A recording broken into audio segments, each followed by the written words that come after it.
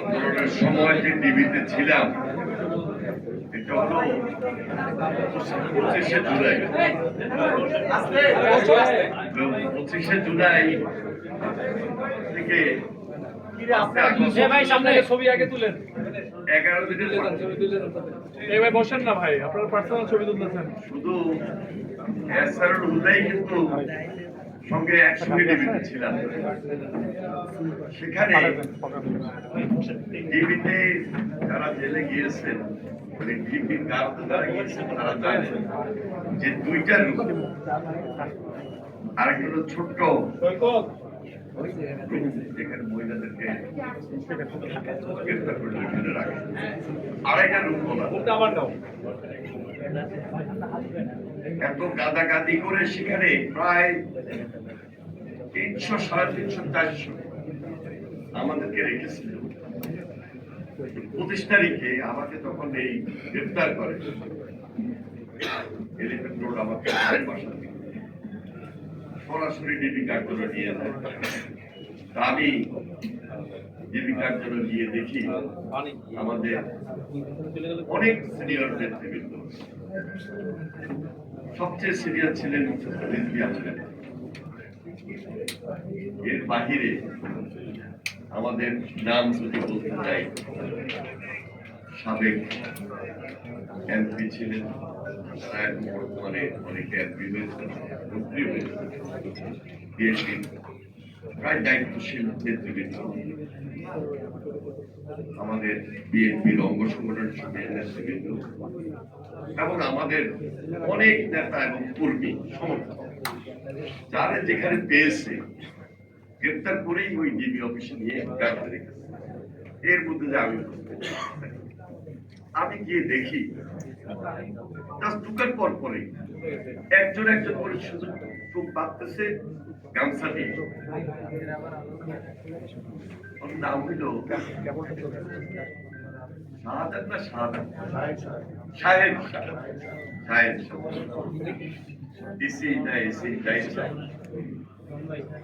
তার নেতৃত্বে তার সঙ্গে টিভিতে যারা ছিলেন চোখ বাঁধতেছে এবং চোখ বাঁধতে বাঁধতে আমরা দেখতেছি চোখের সামনে একজন একজন করে পিড়েতে পিড়েতে নিয়ে দেখতেছে। আমি আসার পর জিজ্ঞেস করলাম যে কি করলো, কথা উত্তর দিবে ওই ধরনের পরিস্থিতি ছিল না। এত গায়ে আঘাত করেছে এবং এমন ভাবে প্রহার করেছে, শারীরিকভাবে এত নির্যাতন করেছে, সেখানে তাৎক্ষণিক মুহূর্তে এসে উত্তর দিবে, আমার সঙ্গে শেয়ার করবে, ওই সুযোগটা পর্যন্ত ছিল না, ওই শক্তিটা পর্যন্ত ছিল না। পায়ে, পিঠে, মাথায়, গাড়ে সমানে আঘাত করবে এবং অন্ধকার একটা রুমে নিয়ে টর্চার। তা আমি চিন্তা করলাম যে যেভাবে শুরু করেছে, এত সিনিয়র নেতৃবৃন্দকে চোখ বাইটা নিয়ে যাচ্ছে, শরীরে গায়ে হাত দিতেছে, আমি যদি এইখানে কোনো সাহস না করি, প্রতিবাদ যদি না করি, তো শেষ পর্যন্ত আমার গায়ের দিকে আসবে, রিজভী আমাদের গায়ের দিকে আসবে। আমি ওই রাত্রি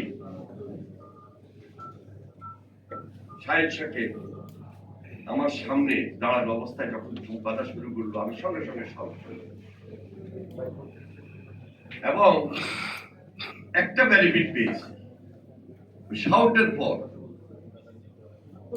আস্তে আস্তে এই যে টর্চার করা, এটা কমে আসছে। চোখ বেঁধে নিয়ে যেত, অন্ধকার রুমে রাখতো, হয়তোবা কিছুটা হলেও কমে দিয়েছে। শেষ পর্যন্ত সবাইকে 5 দিন রিমান্ডে দিত, আমাকে 7 দিন রিমান্ডে। আর আমাকে সিনিয়র নেতৃবৃন্দের সঙ্গে যেখানে রাখতো, ওইখান থেকে আমাকে সরিয়ে সামনে একদম জেনারেল যারা আমাদের সমর্থক ছিল, কর্মী ছিল, ওদের সঙ্গে নিয়ে রাখছে।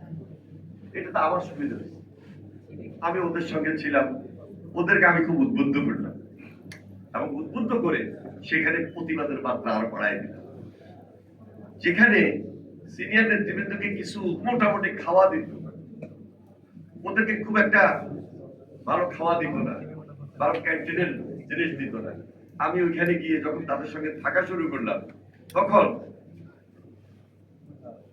ভালো খাওয়া, মোটামুটি ভালো খাওয়া, ছেলেদের খাওয়া, গারদের খাওয়া কত ভালো দেওয়া শুরু করলো। কফি দিত না, কফি দিল, চা দিত না, চাও দেওয়া শুরু করলো।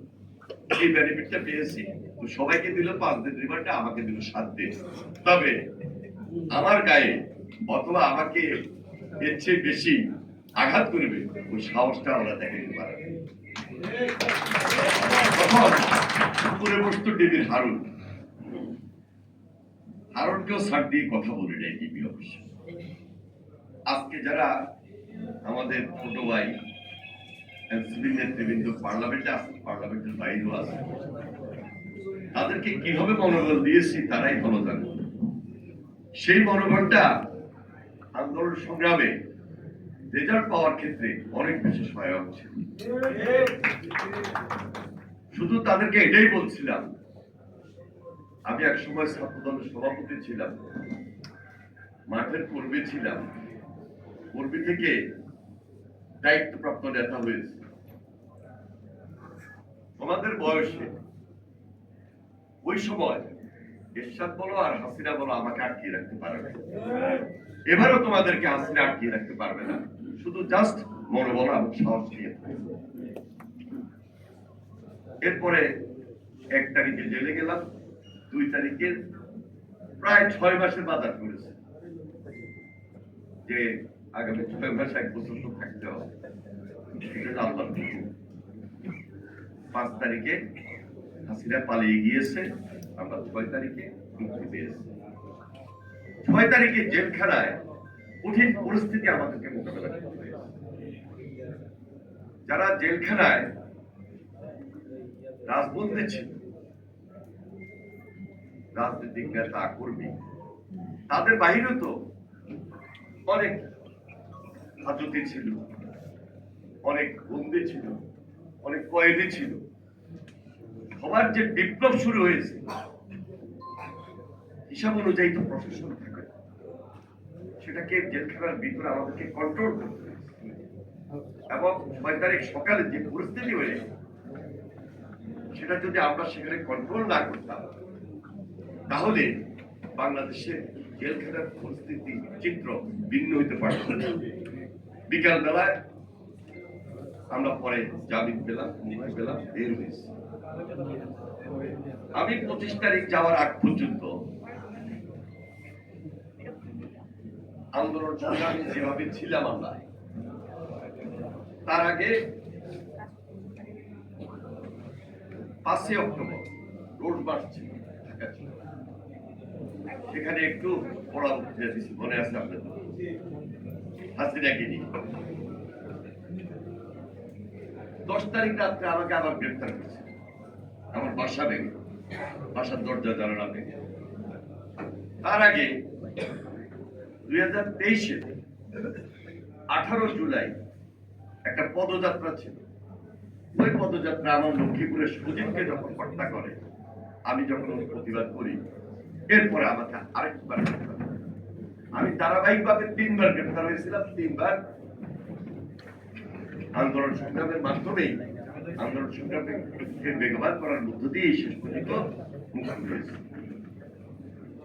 আমি সর্বশেষ যখন গ্রেফতার করি 25 তারিখ, তার আগে জুলাইয়ের 1 তারিখ থেকে কথাটা বলছি, যখন আন্দোলনটা খুব বেশি দৃশ্যমান, মেধার জন্য আমাদের ছাত্ররা আন্দোলন শুরু করেছে এবং সাধারণ ছাত্রীরা, শিক্ষার্থীরা মাঠে ময়দানে নেমেছে। আমাদের ইয়াং জেনারেশন যারা আছে, আমরা তাদেরকে এমন ভাবে গাইড করেছি, ওদের সঙ্গে মিলিয়ে মিশিয়ে দিয়েছি। আন্দোলনকে আরো চাঙ্গা করতে হবে। এটা কোন রাজনৈতিক দলের একক আন্দোলন ছিল না। আপনারা পার্লামেন্টে দেখেছেন, আমি স্পষ্ট বলেছি, আমি কিন্তু শুধু জুলাই আন্দোলনে ছিলাম না, শুধু জুলাই যোদ্ধা না, আমি জানুয়ারি থেকে ডিসেম্বরের যোদ্ধা ছিল। এবং আমার সঙ্গে 17 বছর এই সাধারণ নেতা কর্মী, এই সাধারণ মানুষ জানুয়ারি থেকে ডিসেম্বর পর্যন্ত আন্দোলন করেছে, সংগ্রাম করেছে, গুমের শিকার হয়েছে, খুনের শিকার হয়েছে, অত্যাচারিত হয়েছে, নির্যাতিত হয়েছে। 28 অক্টোবর যখন আমি জেলে বসে লাইভ দেখেছি, আছে না কত ছিল সেদিন। তো আজকে যারা বিরোধী দল কোথায় ছিলেন, মাসে কিভাবে ছিলেন, প্রশ্ন করার মতো। কোথায় ছিলেন, কিভাবে ছিলেন, আর 17 বছর কিভাবে ছিলেন, 17 বছর কোথায় ছিলেন, এটাও তো প্রশ্ন করার মতো। আন্দোলন কারা করেছে, কিভাবে করেছে, আমরা জোট করেছি, আমরা যুগপৎ আন্দোলন করেছি, এবং করতে করতে করতে ধারাবাহিকতায় আমরা 5 তারিখে এসেছি। 5 তারিখের পর চিত্র ভিন্ন। যারা সেদিন শপথ নিলেন 5 তারিখের পর 8 তারিখে, মনে আছে, প্রথম দিনে বলা শুরু করছে যে ওনাদের একক নেতৃত্ব আন্দোলন হয়েছে। এই যে আজকে আমাদের সঙ্গে বিরোধী দলের আসনে যারা বসে আছেন, আমাদের এই ছোট ভাইরা, তাদের কথাই বলছি, আমি কারোর নাম ধরে খাটো করতে চাই। তারা একে আন্দোলন করছিল, আমরা ছিলাম না। আমরা কোথায় ছিলাম? আমাদেরকে এমন ভাবে উপহাস করল যে জুলাই না হইলে পুরা সবকিছু ঠিক হতো না, বা আন্দোলন হতো না, শেষ হতো না। কিন্তু একটা বিল্ডিং যখন বানায়, একটা ফাউন্ডেশন, যে কোনো জিনিসের তো একটা ভিত্তি থাকে, আন্দোলনের তো একটা ভিত্তি ছিল। এই ভিত্তিটা ছিল 17 বছর। আজকে সর্বশেষ জুলাই আন্দোলনে আমি শ্রদ্ধার সাথে বলছি, আমাদের সাধারণ ছাত্র ছাত্রী, শিক্ষার্থী, সাধারণ মানুষ, ইয়াং জেনারেশন, প্রজন্ম যেভাবে ঐক্যবদ্ধ হয়েছে, আবার বলছি, এটা কোন দলের আন্দোলন ছিল, এটা মেধাবীদের সংগ্রাম ছিল। তাদের সঙ্গে আমরা একত্রিত হয়েছি, এবং ওই ভিত্তিটাকে পূর্ণাঙ্গ ভাবে আমরা সবাই মিলে রূপ দিয়েছি। বিদায় 5 আগস্ট আমরা হাতে পেয়েছি, এবং এটা আল্লাহর হুকুম। এটাকে কারোর পক্ষে নেওয়া,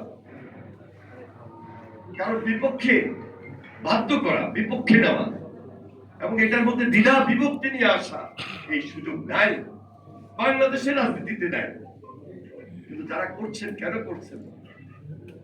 আমি আবারও বলি, 25 তারিখে গ্রেফতার হওয়ার আগ পর্যন্ত 1 তারিখ থেকে আমার লক্ষ্মীপুরকে আমি সরাসরি গাইড, আমার ছাত্র দলের নেতাদেরকে আমি দৃশ্যমান করেছি যে ওই চত্বরে গিয়ে আশেপাশের যে স্কুলগুলো আছে, ওই শিক্ষার্থীদেরকে নিয়ে ওইখানে ঐক্যবদ্ধ হয়ে মুভমেন্টটাকে চালু করে।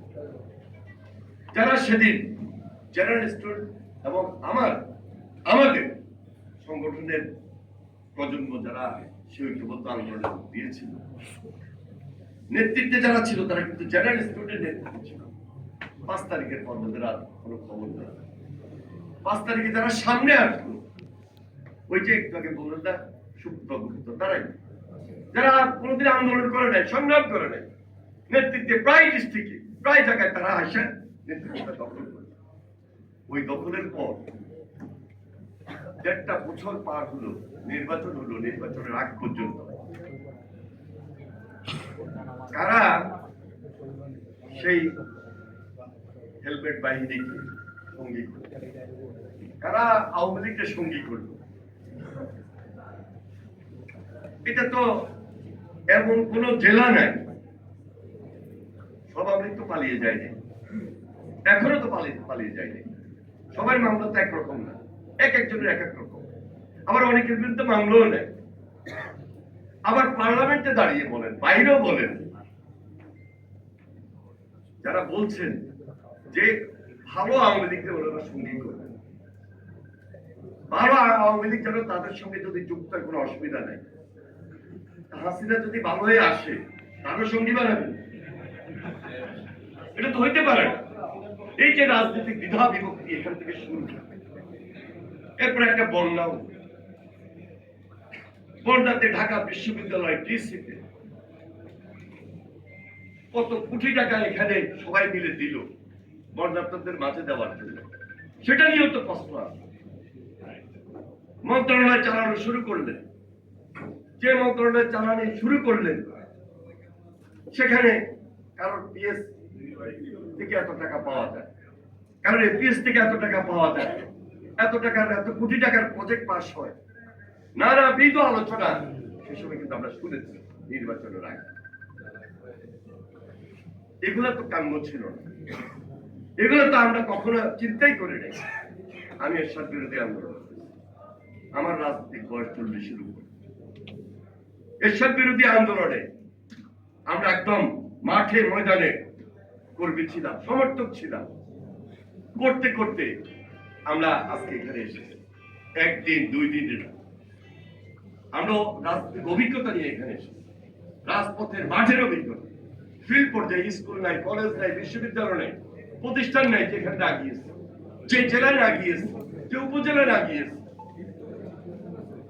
তাহলে যারা বিগত সময়ে এই যে যারা স্টুডেন্টদের আন্দোলনের নেতৃত্ব দিয়েছেন, আমি তাদেরকে নিয়ে বসেছি, কথা বলেছি, তাদেরকে শুধু আমি এটাই বলেছি এবং আমি পার্লামেন্টও বলেছি।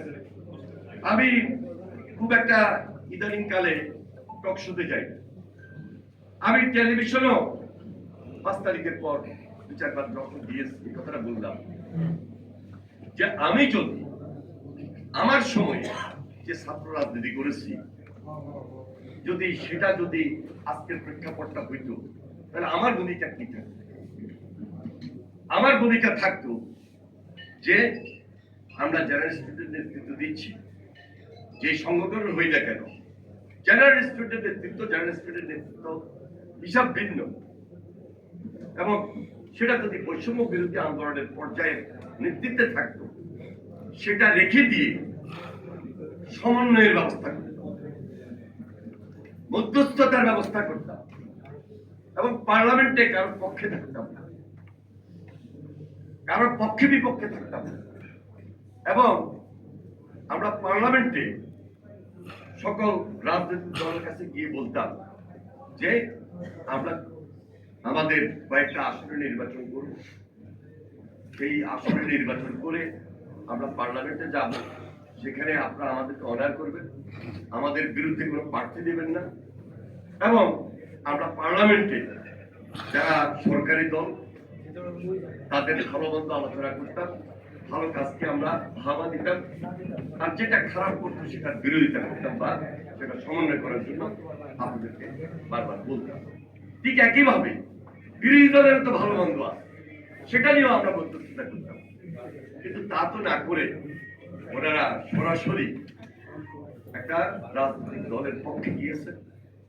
বুঝলাম বিগত আন্দোলন সংগ্রামে আমরা সেটার বিরুদ্ধে সবাই তো ঐক্যবদ্ধ ছিলাম, হ্যাঁ ছিলাম, কিন্তু এটাও দেখতে হবে আজকে যারা এই যে দ্বিধা বিভক্তি কষ্টে খুব বেশি সোচ্চার, তাদের অতীত ভূমিকা তো আসলে খুব প্রশংসনীয় না। স্বাধীনতার সময়ের কথা বাদে দিলাম, এটা সবাই জানি, সবাই জানেন 86 সাল, 96 সাল, 91 সালের পরবর্তী ধারাবাহিকতা এগুলো তো আমরা ভুলে যাইনি। আমরা বিএনপি তো সহযোগিতা পাই নাই, এবং 86 সালের নির্বাচনে কি পরিস্থিতি হয়েছিল, কিভাবে আওয়ামী লীগকে সেখানে খুব বেশি সহযোগিতা করা হয়েছিল। 96 সালে একইভাবে আওয়ামী লীগকে সহযোগিতা করা হয়েছিল, 172 দিন 73 দিন হরতাল পর্যন্ত হয়েছে, অবরোধ হয়েছে। এই ইতিহাসে দেশের মানুষ তো ভুলে যায়নি। কিন্তু বাস্তবতা হলো ওনারা মনে করছেন যে এবারের নির্বাচনে তাদের একটা ক্ষমতা আসার সুযোগ ছিল, তৈরি হয়েছে। তারা বাহ্যিকভাবে অনেকের থেকে এমন ভাবে অভয় পেয়েছিল, সহযোগিতা পেয়েছিল, এবং 5 তারিখের পর এমন এমন সহযোগিতা পেয়েছিল, ক্ষমতা আসার মতো একটা সম্ভাবনা তাদের থেকে তৈরি হয়েছে। কিন্তু বাস্তবিক পক্ষে দিল্লি বহু দূরে। আমাদের দেশে বলে না মোল্লা দৌড় মসজিদ পর্যন্ত। এই বাস্তবতা ওনারা রিয়েলাইজ করেন নাই, উপলব্ধি করেন নাই যে আমরা কি সত্যিকার দেশের পক্ষে স্বাধীনতার সময় অবস্থান নিয়েছিলাম কিনা। এবং এরপরের ধারাবাহিকতায় আমাদের রাজনীতিক যে দায়িত্ব ছিল সেই দায়িত্বের মধ্যে আমরা কন্টিনিউ করেছিলাম। ওই যে 86 সালের কথা বলেছি, 96 সালের কথা বলেছি, আসলে তো করেন না, মানুষ এগুলো মনে রেখেছে। এবং 5 তারিখের পর নির্বাচন পর্যন্ত যে সময়টা পর্যন্ত দেশের জন্য আন্দোলনের পরে আমরা খুব পজিটিভ রাজনীতি করেছি কি আসলে তো করেন না, এটা হলো বাস্তবতা। তারপরেও যেহেতু একটা ষড়যন্ত্র এবং অভয়ের মধ্যে কাজ করেছে বিদায় আসন পেয়েছে। খারাপ আসন তো পান নাই। আসন পাওয়ার ক্ষেত্রে আমাদের কিছু কিছু নির্বাচনী এলাকা বিএনপির দুর্বলতা ছিল। যদি সেখানে 2 জন প্রার্থী না হতেন, 3 জন প্রার্থী না হতেন, তাহলে আমাদের যদি একজন প্রার্থী করে দিতে পারতাম, আসনের সংখ্যা কত হইত এটা হিসাবে রাখতে হবে। আরেকদিকে এখানে আমাদের রাশেদ একটু আগে বক্তব্য দিয়েছেন, আমাদের ছোট ভাই গণ অধিকার পরিষদের নেতা, সে এখন নেতা ছিলেন, সে এখন আমাদের মাননীয় প্রধানমন্ত্রীর রাজনীতিক বিশেষ সহকারী হিসাবে কাজ করছেন। তাকে আমি বলবো এখন থেকে মনোযোগ দিন। বিদেশি ভোট, এটা কি ভোট বলে, পোস্টার বাড়ি প্রবাসী ভোট, প্রায় কনস্টিটিউয়েন্সি প্রবাসী ভোটে আমাদের যে করণীয়টা ছিল, এখানে কিন্তু আরেকটা দুর্বলতা ছিল। এবং ওই সময় নির্বাচনের সময় মিডিয়াতে আপনারা দেখেছেন যে কিভাবে সেই প্রবাসী ভোটকে প্রভাবিত করা হয়েছে। এটা কিন্তু আরেকটা দুর্বলতার জায়গা। এই সমস্ত জায়গাগুলোকে নতুন ভাবে রিপেয়ার করে সম্পূর্ণ শতভাগ ফ্রেশ ইলেকশন ভবিষ্যতে যেন হয়, এখন থেকে নজরে রাখতে হবে। এখন থেকে নজরে রাখতে হবে। মানুষ বাংলাদেশের ইতিহাস সম্পর্কে, রাজনীতি সম্পর্কে এবং স্বাভাবিক একটা রাজনীতি থাকুক, এই ব্যাপারে খুব বেশি আগ্রহ। মানুষ চায়, মানুষ প্রত্যাশা করে। আরেকটা জিনিস মানুষ প্রত্যাশা করে বিএনপির কাছে, আমাদের কাছে। 17 বছর আন্দোলন করেছি, লড়াই করেছি, সংগ্রাম করেছি। সবাই কিন্তু একটা ডিমান্ড আছে, সবাই কিন্তু তাদের চাহিদা আছে। চাহিদা এটা না যে আমাকে একেবারে আপনি বাজার সদাই করে দিবেন, তা না। একটা স্বাভাবিক জীবন, স্বাভাবিক পরিবেশ, আইন শৃঙ্খলার উন্নতি, দ্রব্যমূল্যর যে একটা কন্ট্রোল, আরেকদিকে নিজের একটা পারিবারিক নিরাপত্তা, যেটা আইন শৃঙ্খলার মধ্যে সবচেয়ে জরুরি। এই জিনিসগুলা আমরা 5 মাস হয়েছে একেবারে যে আমরা খুব বেশি আপনাদের অনেক কিছু সমাধান করে ফেলছি তা বলার কোনো সুযোগ নেই। কিন্তু আপনারা লক্ষ্য করেছেন মাননীয় প্রধানমন্ত্রী তার যে উদ্যোগটা মহৎ, এই ব্যাপারে আমার এবং আপনার মধ্যে, জাতির মধ্যে, দেশের মানুষের মধ্যে কোনো সন্দেহ নেই।